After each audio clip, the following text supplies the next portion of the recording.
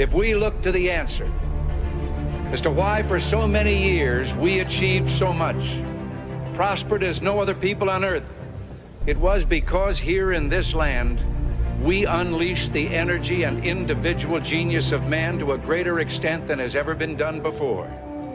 Freedom and the dignity of the individual have been more... Is a corrupted science. It was a beautiful science that we once had on this planet. And long time ago, let's go back probably 4,000 to 5,000 years ago. The indigenous wisdom keepers of Egypt tell us that the age of Amun began, the age of darkness, the age of hiddenness.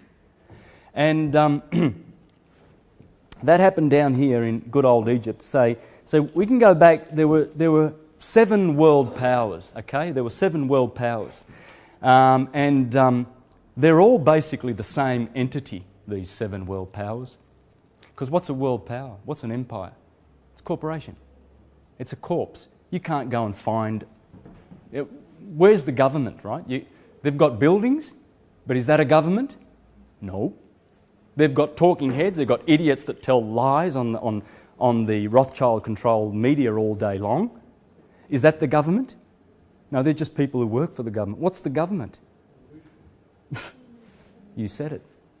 It's a bit of paper, is it? I don't know. It's an invisible thing. It's the government, right? And we're scared of it. And it's a corporation. So that's what Rome is the current world power. Absolutely rules the world. How does it do it? How does it do it? Well, it does it by stealth. You don't know it's ruling, and you know most of your educated fat head disease types, they're preaching parrot fashion, repeating the rubbish that they teach in their universities and institutions, all run by the Vatican. They wouldn't.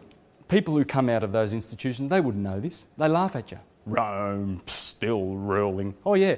Well, check out the Senate when the idiot Barack Obama is standing there and he's got the gold trim American flag behind him, the Catholic corporate flag, and 8-foot tall fasci of Rome, one on his left, one on his right, and that's Rome telling you, hey man, you know, we rule your ass.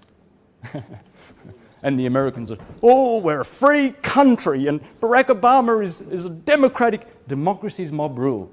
Just check out what Thomas Jefferson had to say about it. It's mob rule. Where's the republics?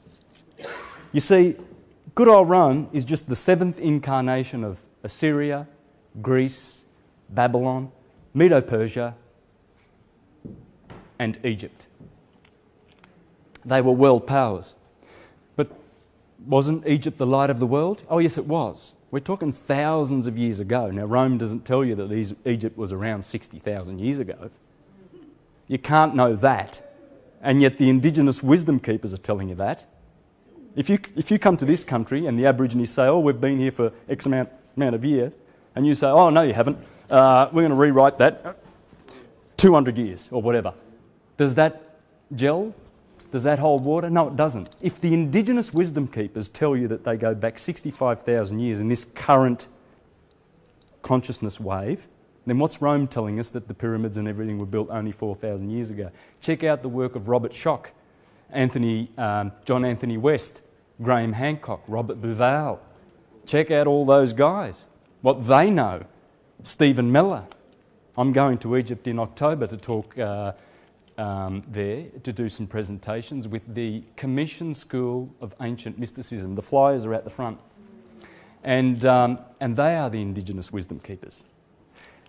So, but what happened 4,000 or 5,000 years ago was a lot of corruption over here, the Amun priesthood, which has now morphed into the little country up here in the hills in the Alps called Switzerland. Schwesterland, the land of the sisters. Who would those sisters be, I wonder? Because Swiss comes from les sœurs d'Isis. Sœur, I got that wrong, haven't I? My French is not too good. The sisters of Isis, those banksters that got corrupt, the priesthood of Ammon-Ra.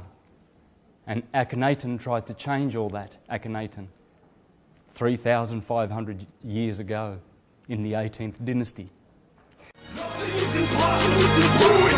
Make your dreams come true.